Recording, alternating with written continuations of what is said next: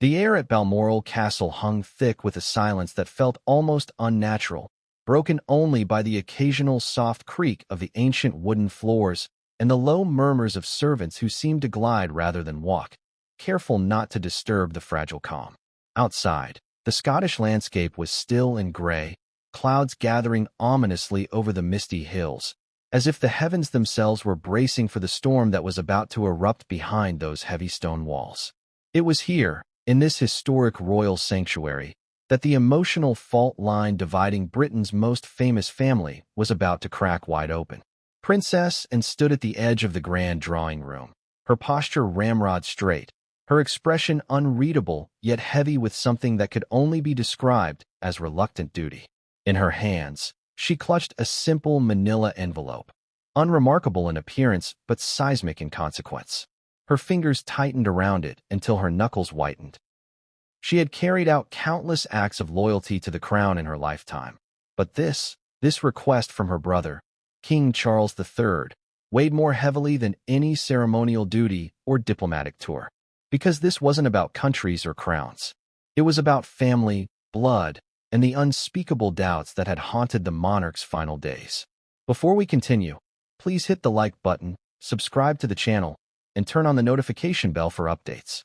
Across from her, Prince Harry sat stiffly on the edge of a high-backed chair, his face pale and taut, his jaw clenched so tightly it seemed his teeth might crack. Meghan Markle, perched gracefully beside him, tried to project an air of calm composure, but the faint tremor in her hands betrayed her inner turmoil. Her usually serene face was drawn, and her lips pressed into a thin line, as though holding back the flood of emotions threatening to break through.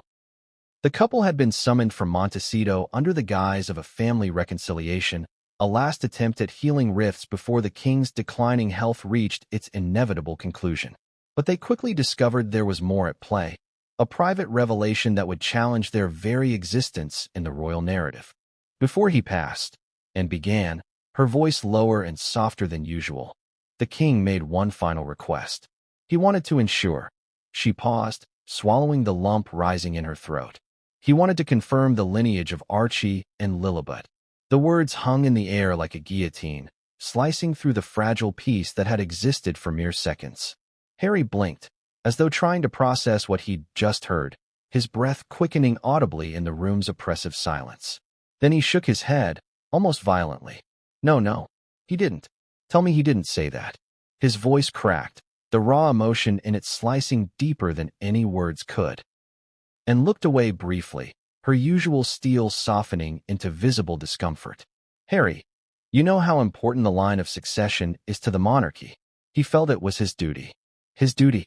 Harry's voice rose to a sharp, anguished pitch, startling even Meghan, who instinctively reached for his hand. His duty was to trust me, to trust us. And instead, he questioned our children.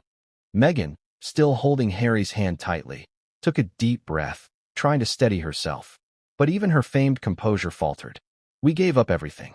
We left the UK, the press, the titles, because we wanted to protect our family. And now, even in death, he couldn't let us be.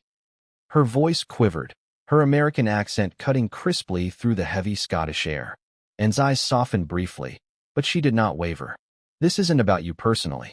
The king loved you both, in his own way. But he was also the sovereign. He bore the weight of 1,000 years of history, and he believed he had to protect the bloodline for the crown's survival. The crown, that damned institution. It was always about the crown, its traditions, its lineage, its survival, never about the people it crushed beneath its gilded weight. As Harry dropped his head into his hands, his shoulders trembling, Meghan wrapped an arm around him, shielding him almost instinctively from the cold judgment she felt pressing in from all sides.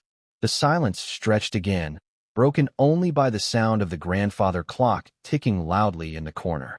Somewhere deep within those stone walls, Harry's mind raced with memories.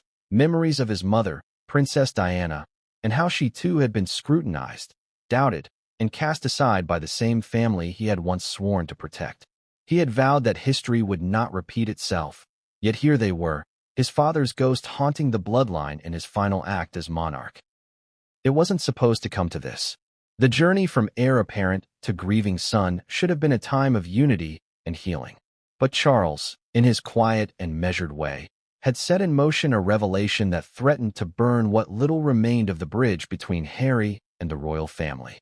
The king's request for private DNA testing wasn't meant for public ears, but in the world of royalty, nothing stays secret for long. Even now, as Harry and Meghan sat in stunned silence, a ripple effect was building far beyond the Balmoral gates. Palace staff spoke in hushed tones. Journalists sniffed out leaks like hounds on a scent. And the public? Well, the public was already speculating. Was this an act of duty? Or of betrayal? Was Charles protecting the monarchy or casting a shadow on his own grandchildren in his final moments? And most hauntingly of all, what would those test results say? This was no longer just a family matter. It was a potential constitutional crisis wrapped in the guise of a dying man's wish. And as Anne slipped the envelope onto the oak table between them, neither Harry nor Meghan dared to touch it. Not yet, because in that thin paper sat an answer they weren't sure they wanted to know. The corridors of Buckingham Palace had long been a place where secrets were whispered and emotions were buried under centuries of royal protocol.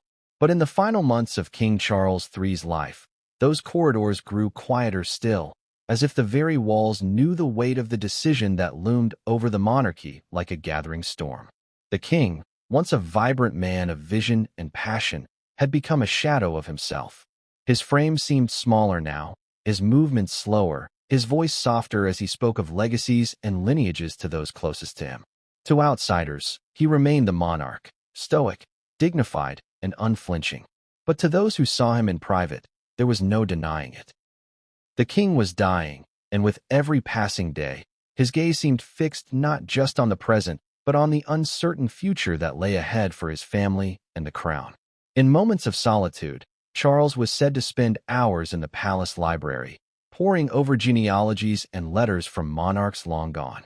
Staff noted how he often stared at portraits of his ancestors. Henry VIII with his iron will, Elizabeth I with her indomitable spirit, even Queen Victoria with her unshakable sense of duty. They wondered if he was seeking answers from them, a sense of reassurance that his reign, though brief compared to theirs, would leave the monarchy intact. It was during these quiet hours that the king began to voice concerns to Princess Anne, the sister he trusted above all others, and had always been his confidant. The one person who never sought the spotlight, yet carried the family's burdens with unflinching strength. They met almost daily in his private study, their conversations hushed, measured, but increasingly tinged with urgency as his health waned. "I'm not afraid to die," and Charles had told her one late autumn evening, the glow of the fire casting shadows across his deeply lined face. "But I am afraid of what I'll leave behind. The institution, the family, it must endure. It always has. But can it?" And, ever practical, pressed him gently. "The crown has survived wars, scandals, abdications. It will survive again. You've done your part, Charles." But the king shook his head, his expression hardening. "You know as well as I do, this isn't like before. The cracks are deeper now.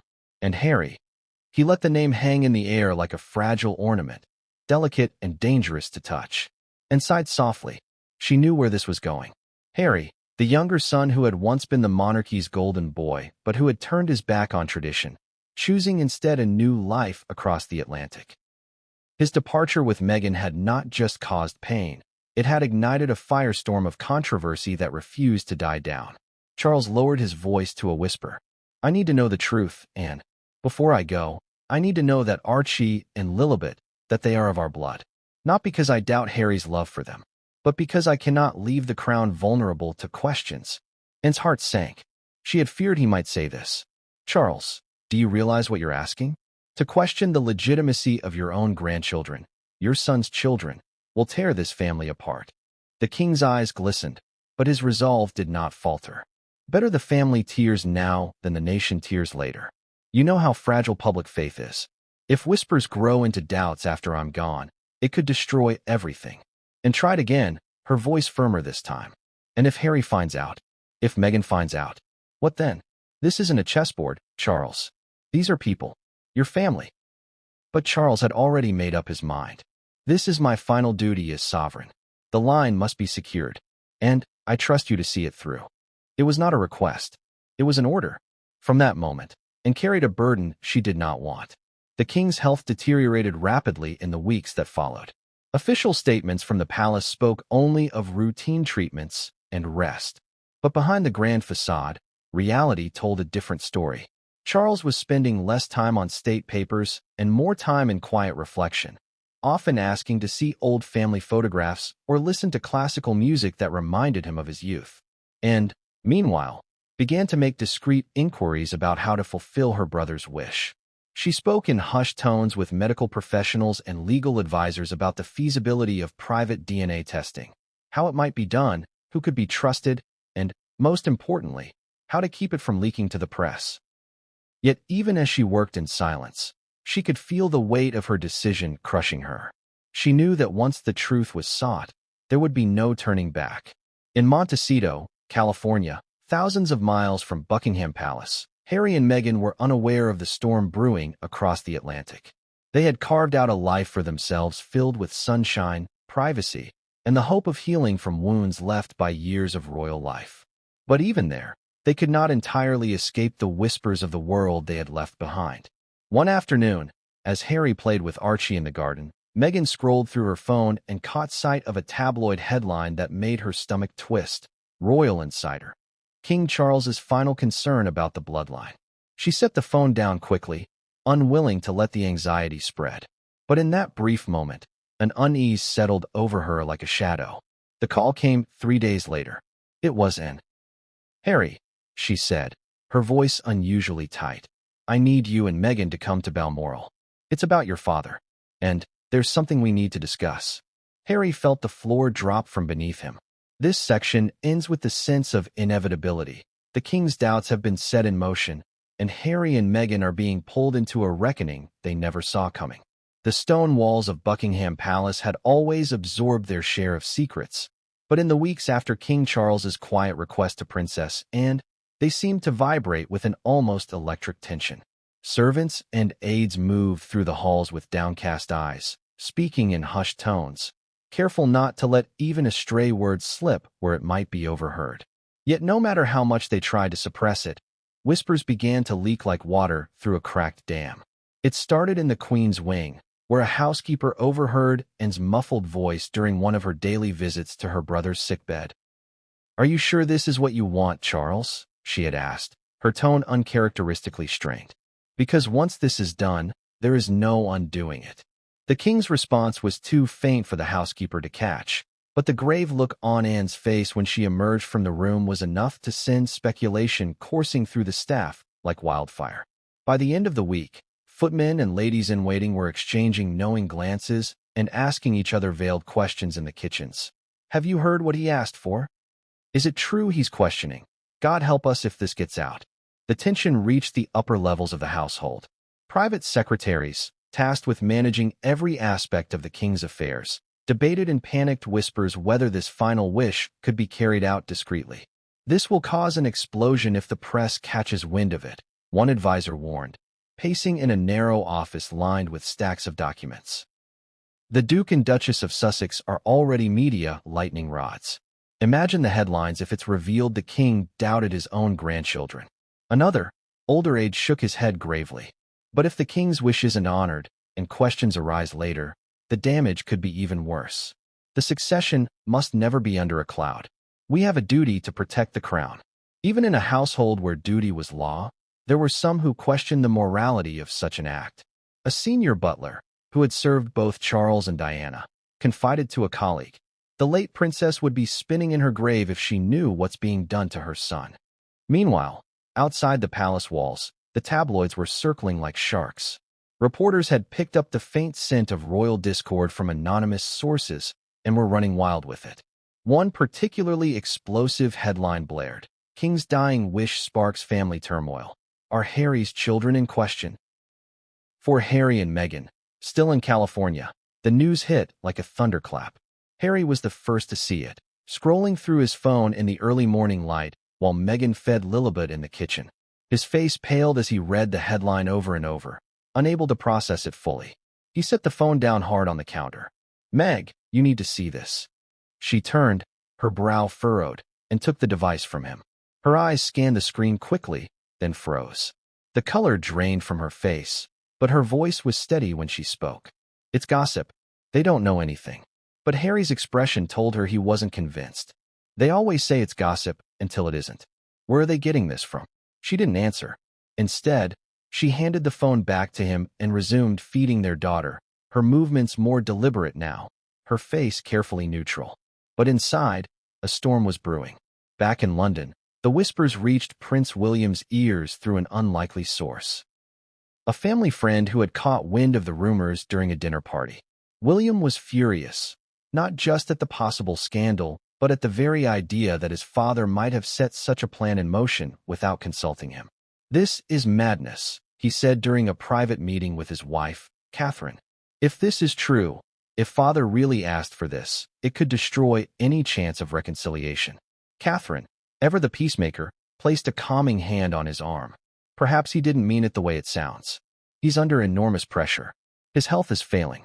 People don't always think clearly in those moments." But William wasn't mollified. "Clear or not, this could tear the family apart for good. Harry will never forgive us if he finds out." And Harry was about to find out. The call from Princess and came 2 days later, her voice tight and formal.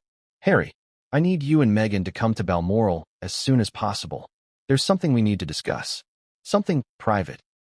Harry felt the breath catch in his throat. "What is this about?" he demanded. There was a pause on the other end of the line. "It's about your father's final wishes.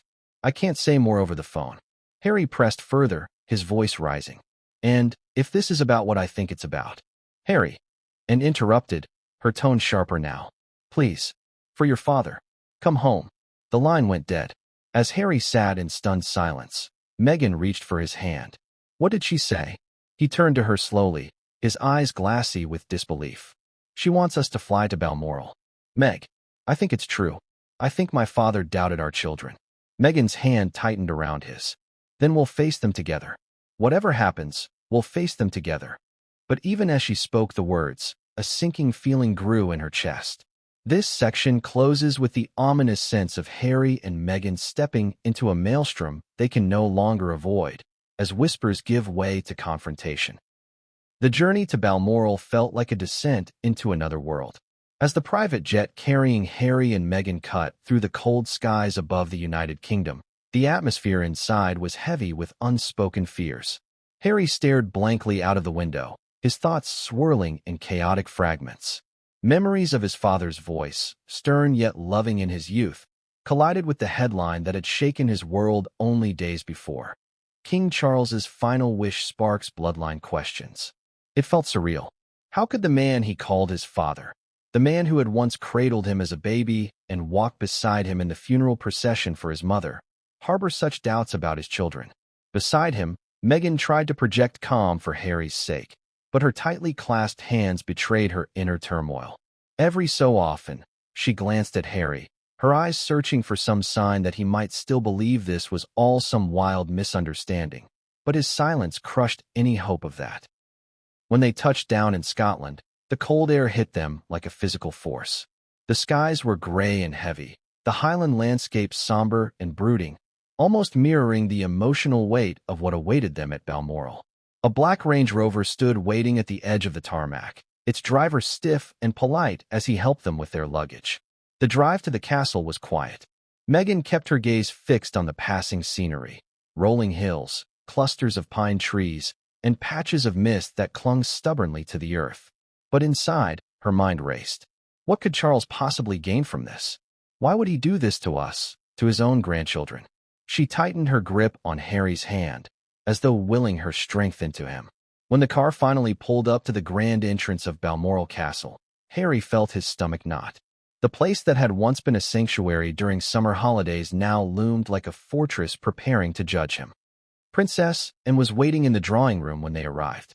She stood rigidly by the fireplace, her hands clasped behind her back, her face betraying none of the emotions that surely churned within her, and had always been the family's steady anchor.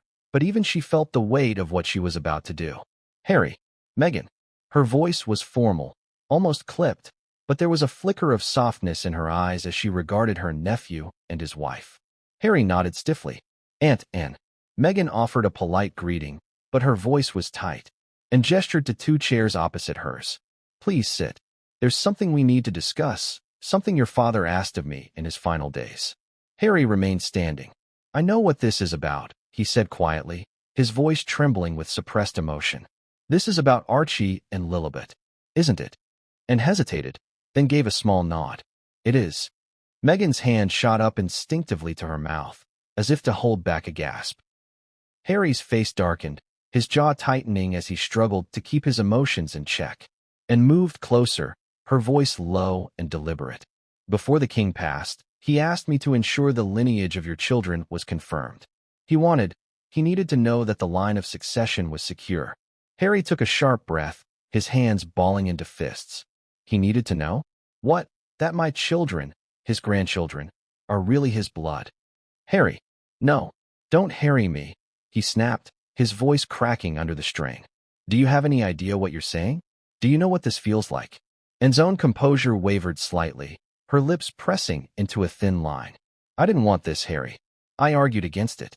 But your father, he felt it was his final duty as monarch. Meghan finally spoke, her voice low but sharp. His final duty? To question his son and his family? To humiliate us like this? And turned her gaze to Meghan, her expression unreadable. This was never meant as an attack on you, Meghan. It wasn't personal. It was about the monarchy. Meghan shook her head slowly. It was always about the monarchy. Always the institution over the people. That's why we left. Harry stepped forward, his face pale, but his eyes blazing with emotion. You want DNA tests? You want to put my children under a microscope to satisfy some archaic obsession with pure bloodlines? Tell me. And do you even realize what this will do to them when they're old enough to understand? And looked down briefly, then met Harry's gaze squarely.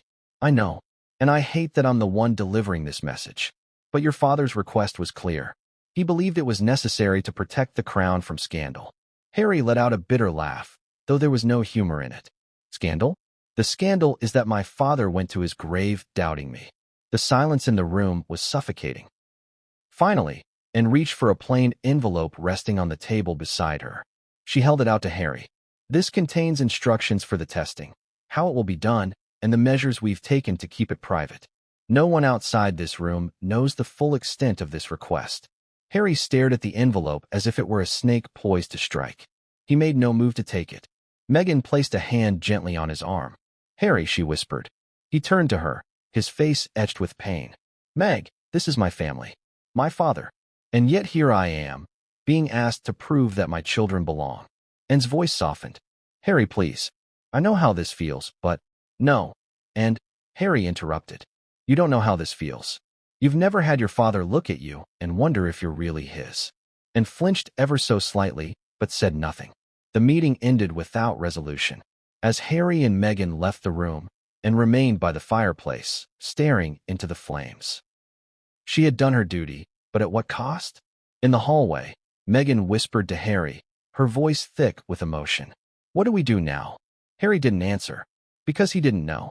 This chapter closes with the DNA request hanging like a dark cloud over Harry and Meghan's future, their trust in the family shattered in ways they can't yet comprehend.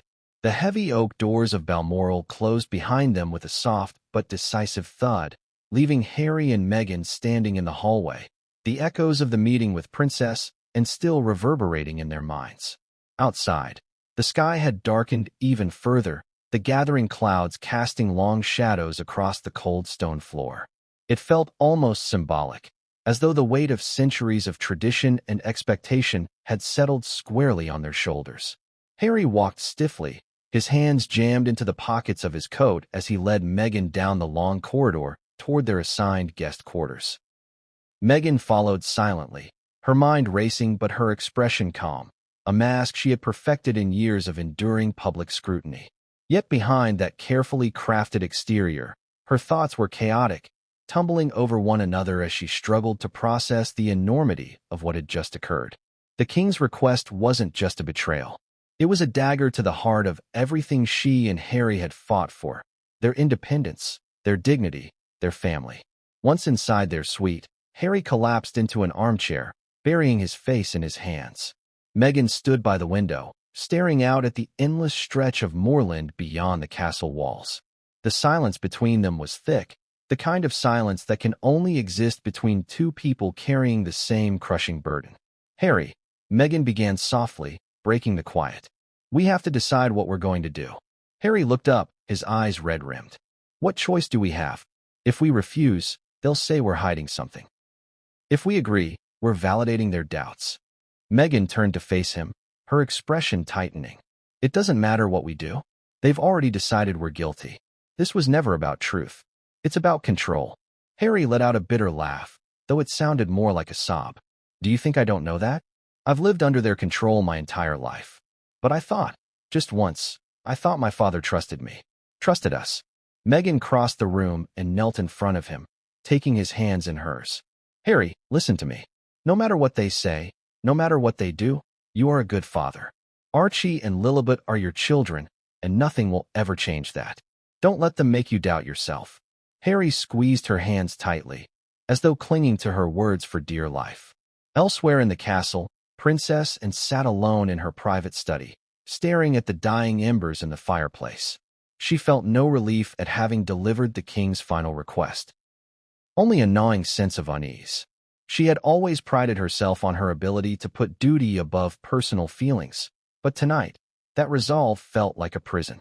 Her father had asked her to be strong, to carry out his last wish in the name of protecting the monarchy, and she had obeyed, as she always did. But for the first time in her life, she wondered if duty and loyalty had blinded her to a crueler truth, that the crown demanded sacrifices no family should ever have to make. The next morning, the tension at breakfast was palpable. Harry and Meghan entered the grand dining room to find Prince William and Catherine already seated at the long table, their expressions carefully neutral. Queen Camilla sat at the head, offering a tight-lipped smile that didn't reach her eyes. "Good morning," Meghan said politely, though her voice was cool. "Morning," Catherine replied softly, her eyes flicking briefly to Meghan before dropping to her plate. William didn't speak at all, instead focusing on cutting his toast with unnecessary precision. Harry sat down stiffly, the scrape of his chair against the stone floor sounding louder than it should have. The silence stretched uncomfortably as they began to eat, the clink of cutlery the only sound in the cavernous room. Finally, William broke the silence and told us about Father's request. His tone was calm but strained, like a dam threatening to burst. "I want you to know, I didn't agree with it." Harry looked up sharply. "Didn't agree with it? Or didn't stop it?" William flinched, but held his brother's gaze. "It wasn't my decision to make, Harry. You know how Father was. Once his mind was set." "That doesn't make it right," Harry interrupted, his voice rising. "You could have stood up for me, for my family, but you didn't." Catherine placed a hand on William's arm, silently urging him to stay calm. "I'm sorry," William said quietly. "I truly am. But this was about the crown, not you personally." Harry laughed bitterly, the sound hollow. "That's the problem, isn't it? It's always about the crown, never about the people." Meghan reached under the table and squeezed Harry's hand, trying to ground him. She could feel his anger simmering, threatening to boil over. After breakfast, Harry and Meghan retreated to their suite once more, where they found a sealed envelope waiting on the desk. It bore the royal crest and their names in Anne's precise handwriting. Harry stared at it for a long moment before picking it up. "This is it," he said softly. "The instructions. The test." Meghan moved to stand beside him, her hand resting gently on his shoulder. "We don't have to do this, Harry. We can say no." Harry shook his head slowly. "If we refuse, they'll say it's because the children aren't mine, and that lie will follow them for the rest of their lives." Meghan's eyes filled with tears. "And if we agree, they'll still whisper. They'll never stop." Harry turned to her, his expression pained but resolute. "Then maybe the only way to end the whispers is to give them their proof. And when the tests come back, they'll see how wrong they were." Meghan nodded slowly, though her heart ached. "Whatever you decide, I'm with you. Always." As night fell over Balmoral, Harry sat by the window, staring out at the darkened landscape. In the distance, he could see the faint lights of the nearby village, a reminder that the world outside the castle walls went on, blissfully unaware of the private hell unfolding within. For the first time in years, Harry felt like that frightened little boy again, walking behind his mother's coffin, the weight of the world on his small shoulders. This time, though, the weight wasn't just his own. It was his children's, too. This chapter ends with Harry on the brink of an agonizing decision, knowing that either choice, agreeing to the test or refusing it, will change his family forever. The grand drawing room at Balmoral was heavy with anticipation and unspoken grievances as the key players assembled for what would become one of the most emotionally charged moments in recent royal history. The air seemed thick enough to cut with a knife, and each person's posture reflected a readiness to either defend or attack, emotionally and verbally. Princess Anne stood near the fireplace, her usual stoic expression replaced by one of quiet determination. She was the messenger of the king's last wish, but the weight of the burden was evident in the tightness around her eyes and the set of her jaw. Opposite her, Prince Harry's eyes burned with a mixture of anger, hurt, and disbelief. Meghan sat beside him, her face a mask of fragile composure, though the tension in her clenched fists betrayed the storm inside. The room was hushed as Anne began, her voice steady but soft. "Harry, Meghan, thank you for coming." Harry's gaze was unwavering. "Let's get to it, then." And took a slow breath. "As you know, your father's health declined rapidly these past weeks. In his final days, he made a solemn request that has weighed heavily on me." She paused, allowing the gravity to sink in. "He asked for private DNA testing to confirm the lineage of Archie and Lilibet." A sharp intake of breath cut through the room. Harry's face flushed, his hands gripping the arms of his chair until his knuckles whitened. "You're asking me to subject my children to this," he spat, voice trembling with rage. "To prove their very existence to my dying father?" Anne's gaze was firm but pained. "It was never meant as a slight against you or Meghan. It was about the monarchy, the succession, the future of the crown." Meghan's voice was steady but icy. "Then why wasn't this discussed with us sooner? Why was it kept secret until now?" And hesitated. "Because your father feared the fallout. He wanted to protect you and the family." Harry's laugh was bitter. "Protect us? By humiliating us? By questioning our children's legitimacy?" The tension in the room thickened as Anne struggled to maintain her composure. Harry, this was his final duty as king. A duty he believed transcended personal feelings. Harry rose abruptly, his voice rising. "Then maybe it's time the monarchy realized that those duties destroy families, that they tear people apart." Meghan stood with him, her eyes shining with unshed tears. "We left because we wanted a different life, for our children, for ourselves. And now, even in his last moments, your father casts doubt on that." And shoulders sagged. "I am sorry it has come to this, but I must carry out his wish." Silence fell, heavy and suffocating. Harry turned to Meghan, his voice barely a whisper. "We have to face this. For Archie and Lilibet." Meghan nodded. Together. Later that evening, away from prying eyes, Harry confided in Meghan his fears and anger. "I never thought I'd have to fight my own family to prove my children's place in it." Meghan held him tightly. "We'll get through this, no matter what." The face-off at Balmoral left scars that would take years to heal, if ever. It exposed the fragile fault lines in a family struggling to reconcile tradition with the modern realities of love and identity. The moment the words left Harry's lips, he questioned our children. The fragile veil of trust that once held the royal family together began to unravel with terrifying speed. What was once a united front now felt like a battlefield littered with broken promises, whispered accusations, and the raw wounds of betrayal. The king's final wish, carried out through Princess Anne, had shattered more than just royal protocol. It had shattered the very foundation of familial love and loyalty. Harry felt as though the ground beneath him had given way. For years, he had struggled to find his place within a family steeped in tradition and expectation, a family that demanded loyalty yet seemed quick to doubt his sincerity and that of his wife. But this was something different. This was a public question, a private humiliation, and a profound emotional blow all rolled into one. The trust Harry once had in his father, the man who had cradled him as a child and stood by him through the darkest hours, was now in tatters. The knowledge that Charles's last act as monarch was to doubt the blood of his own grandchildren was a wound that cut deeper than any sword. Meghan, too, felt the weight of the betrayal. The quiet strength she had maintained for so long was beginning to crack. In private moments, She confessed to Harry the fears that haunted her. Would their children ever be truly accepted?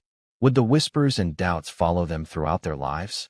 The palace, meanwhile, became a hive of tension and speculation. Conversations that once revolved around decorum and duty now touched on fractured lines and fractured relationships. Senior aides debated how to manage the fallout, but the damage was already done. The narrative was no longer about unity or strength, but about division and distrust. William, caught between loyalty to his father and his love for his brother, found himself in a painful position. His efforts to mediate seemed to fall on deaf ears as the wounds opened wider. Publicly, he maintained a facade of calm, but behind closed doors, the royal family was grappling with a crisis that threatened to engulf them all. In the media, the story exploded. Headlines speculated on the reasons behind the king's request, some sympathetic to Charles's concerns about tradition, others condemning the act as cruel and archaic. Public opinion fractured, with supporters of Harry and Meghan rallying against what they saw as an unjust and hurtful demand, while royalists defended the king's desire to protect the monarchy's future. For Harry and Meghan, the shattered trust was more than just a family matter. It was a personal and public battle that tested their resilience and their commitment to one another. The pain was palpable, but so was their determination to protect their children and their family's dignity. This chapter, The Shattered Trust, lays bare the emotional fallout of the king's final wish, highlighting the deep wounds inflicted on Harry and Meghan and the wider ripple effects within the royal family and the public sphere. The moment news of King Charles's final wish surfaced, the media landscape erupted into a frenzy unlike anything the royal family had seen in recent years. Headlines splashed across newspapers, websites, and television screens with explosive claims, speculation, and scandal. The story was irresistible. The monarch's last request involved questioning the very bloodline of his own grandchildren. It was a narrative dripping with drama, betrayal, and a centuries-old obsession with lineage that captivated a global audience. Tabloids wasted no time in sensationalizing the story. Phrases like bloodline betrayal and royal family in crisis dominated front pages. Some outlets portrayed the king as a man bound by duty and tradition, forced to take drastic steps to protect the monarchy's future. Others painted him as a cold, calculating figure whose actions cast a dark shadow over the Sussex family. The online world exploded with debates and heated arguments. Social media platforms became battlegrounds where supporters of Harry and Meghan defended their honor, condemning the king's request as cruel and unjust. Royal loyalists argued that the monarchy's survival depended on safeguarding the integrity of the bloodline, no matter the personal cost. Expert commentators were brought in on news programs to analyze the potential implications. Constitutional scholars explained the importance of clear succession lines, while psychologists speculated on the emotional toll such a request would take on the individuals involved. Celebrity pundits weighed in with their opinions, fueling the fire further. Within this maelstrom, Meghan found herself at the center of a storm of public scrutiny. Some outlets questioned her motives, alleging manipulation and deceit, while others sympathized with her as a mother fighting to protect her children from baseless suspicion. Harry, too, faced a barrage of criticism and support in equal measure, his every move dissected by the press. The royal family's official statements were carefully crafted but thin on detail, aiming to quell rumors without confirming or denying the allegations. This only fueled more speculation and conspiracy theories.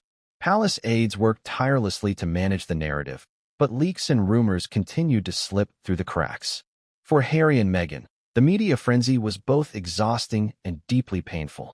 Every article, every headline, felt like an attack, not just on them, but on their children's very identities.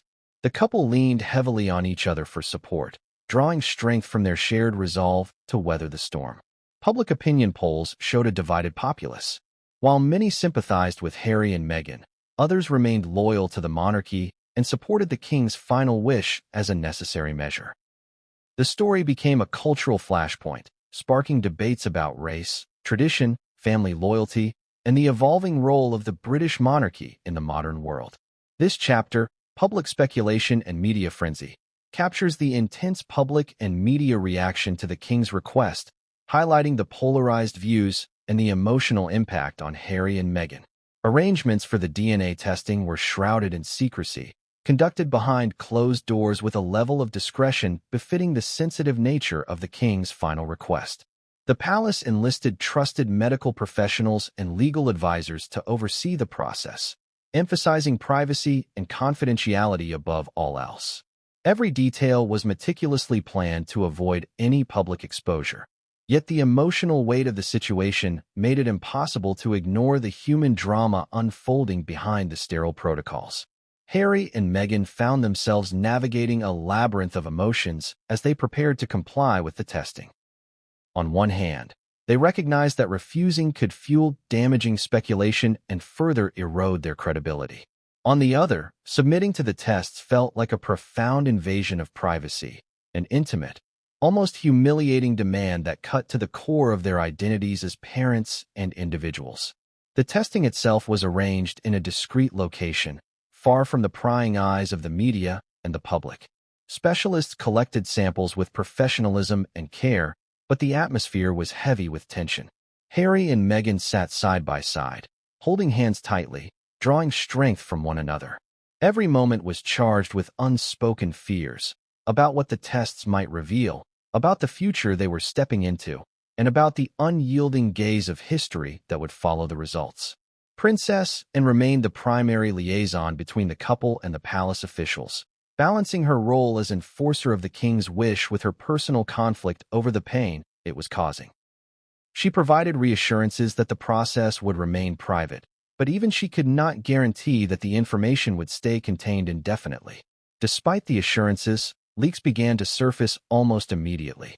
Whispers among palace staff and rumors in royal circles made their way to the tabloids, which wasted no time in publishing sensationalized reports about the DNA testing drama. Paparazzi captured images of Meghan looking distressed during rare public outings, and Harry was seen pacing in private moments, his usual composure fractured. The couple faced a barrage of invasive questions and relentless speculation, forcing them into an even tighter shell of privacy. Friends close to them described the period as one of profound strain and vulnerability, where every conversation and every glance held the potential for new wounds. Legal advisors warned Meghan and Harry about the risks of engaging publicly with the story, cautioning that any misstep could be used against them in a family and national battle that was becoming increasingly public. Yet the emotional toll was undeniable. For Harry, the tests were a stark reminder of the ongoing fractures with his family and the burdens he carried as a father trying to protect his children's legacy. For Meghan, they were a painful echo of the systemic scrutiny she had faced since entering the royal family. As the days stretched into weeks, the tension around the DNA testing continued to build.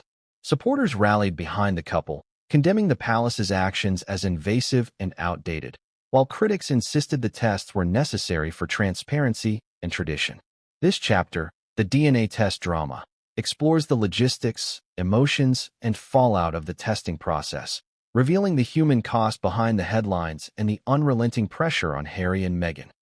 Whispers that had been carefully contained behind the palace's grand walls began to seep into the public realm with alarming speed. The confidential nature of the DNA tests, intended to be an unspoken final act of the king's will, was shattered by leaks that seemed orchestrated yet impossible to trace. The first leak came from an anonymous source within the royal household, someone with access to the inner workings of the family and the palace medical team. The story broke in a Sunday tabloid with the headline, "Royal Bloodline in Question. King's Secret DNA Test Spark Crisis." The palace immediately issued a terse statement denying any official confirmation of the tests, but the damage was done. Paparazzi swarmed the Sussexes' rare public appearances, capturing Meghan's trembling hands and Harry's tense expressions. The media frenzy escalated as every outlet scrambled to uncover more details, with no regard for the couple's privacy. Meghan's carefully maintained composure began to falter. In candid moments away from cameras, close friends reported she was visibly shaken, often retreating into silence or confiding only in Harry. He, too, showed signs of strain, his usual calm replaced by bouts of frustration and deep sadness. The leaks sparked a wave of public opinion, swinging wildly between sympathy and suspicion. Supporters saw the couple as victims of a relentless and cruel royal system, while detractors questioned their motives and loyalty to the crown. The narrative had fractured, turning the family's private pain into a spectacle for global consumption. Within the palace, trust eroded rapidly. Accusations flew about who might have leaked the information, some pointing fingers at courtiers loyal to other branches of the family, others suspecting palace staff resentful of the Sussexes' departure and public stance. The atmosphere grew toxic, as paranoia and resentment seeped into every corner.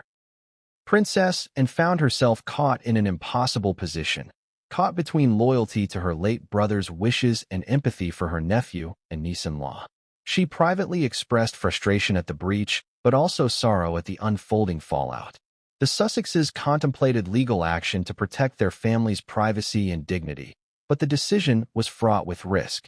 Taking on the palace or the media could deepen the divide and exacerbate the public spectacle.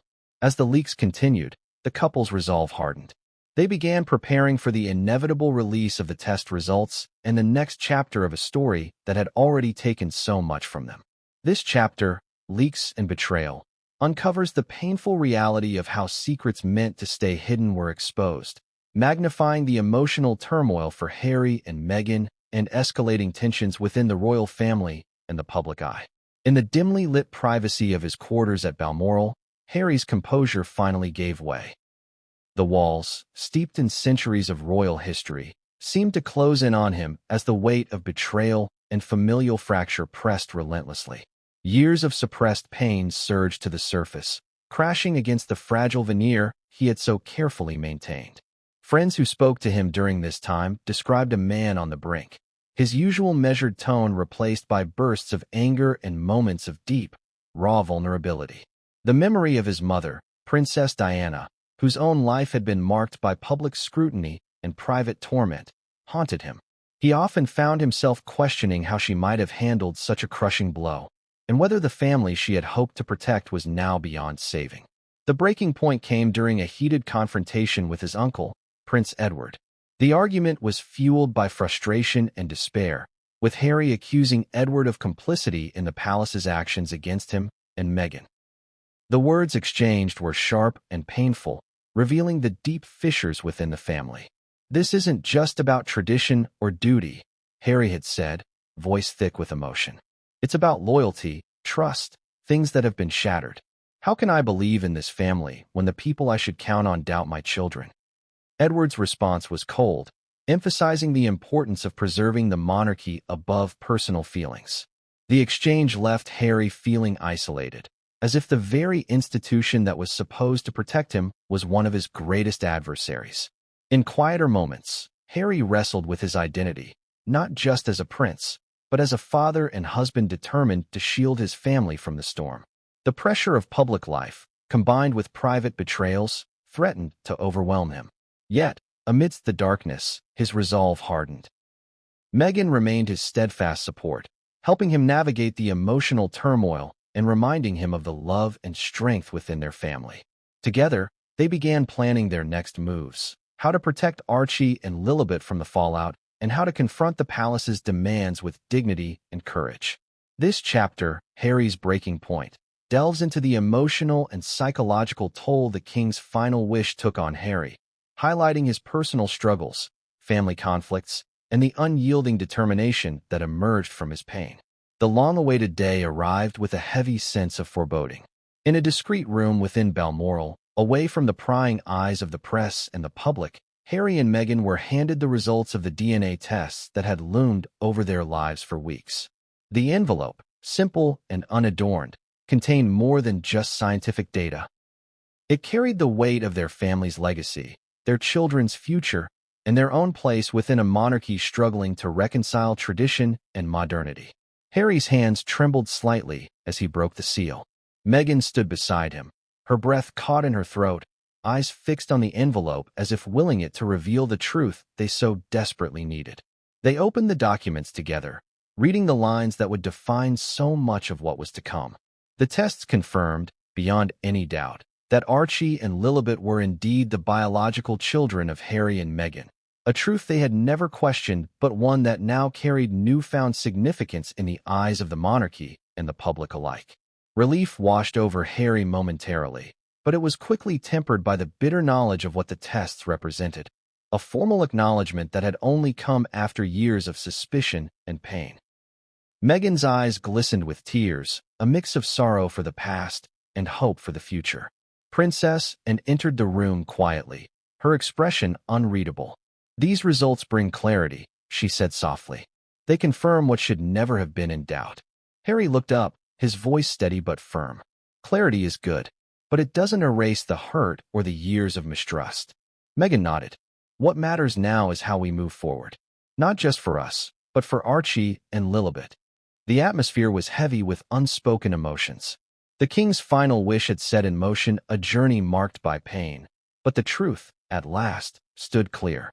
As word of the results gradually spread, first within the palace walls, then cautiously to the public, the royal family faced a crossroads.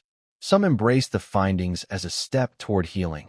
Others bristled at the disruption to long-held traditions. Harry and Meghan prepared to address the situation with a statement that emphasized family, love, and the resilience needed to overcome divisions. Their message was one of unity and strength, a call to look beyond bloodlines and focus on what truly mattered. This chapter, the DNA test results, captures the emotional climax of the saga, the confirmation of truth amid lingering wounds and the tentative steps toward reconciliation and understanding. The reverberations of the DNA test results rippled swiftly through the corridors of Windsor Castle, touching every corner of the royal family's world with a mix of relief, tension, and unresolved pain. The confirmation that Archie and Lilibet were biologically Harry and Meghan's children should have marked a turning point, a moment for healing and reconciliation. Instead, it exposed fresh fault lines and reopened old wounds, challenging relationships already strained to breaking. Within Windsor's stately walls, the atmosphere was thick with unease. Conversations that had once skirted the edges of conflict now faced the harsh light of truth. William and Harry found themselves navigating a fragile peace, their interactions tentative and guarded. The brothers, once close in childhood, now grappled with the public spectacle that had driven a wedge between them, a divide that no DNA test could easily mend. William, while privately relieved by the clarity the results provided, struggled with feelings of betrayal, not just by the palace's secretive handling of the situation, but by the fractures it had caused within his family. He and Catherine worked quietly to foster calm, hoping to contain the damage and prevent further public fallout. Meghan's resolve deepened as she contemplated the challenge ahead. The invasion of privacy, the public questioning of her children's legitimacy, and the relentless media scrutiny had taken their toll, but she was determined to protect her family's dignity and future. Legal advisors were consulted as she considered options to shield Archie and Lilibet from further intrusion and to hold accountable those responsible for leaks and speculation. Public opinion remained divided. Supporters praised Harry and Meghan's courage in facing the ordeal head-on, viewing them as victims of an outdated and unforgiving institution. Critics, however, saw the saga as a distraction from the monarchy's duties and a source of ongoing controversy. The media coverage was relentless, with every development analyzed and debated in exhaustive detail. Inside the palace, senior aides debated the best path forward. Some advocated for transparency and outreach to repair the family's fractured image, while others urged a return to tradition and discretion, hoping to move past the scandal quietly. Amidst the turmoil, Princess emerged as a figure attempting to bridge the divide. She made public statements honoring the king's memory and acknowledging the pain caused by his final wish, emphasizing the need for compassion and unity. Yet privately, she wrestled with guilt and regret, understanding the deep hurt inflicted on those she loved. For Harry and Meghan, the aftermath at Windsor was a crucible. They faced the dual challenge of healing their own wounds while confronting an institution resistant to change. Their commitment to family, truth, and resilience became a rallying point for supporters and a beacon of hope amid uncertainty. This chapter, Aftermath at Windsor, delves into the complex and emotionally charged period following the DNA test results, exploring family dynamics, public reaction, and the ongoing struggle for reconciliation and dignity.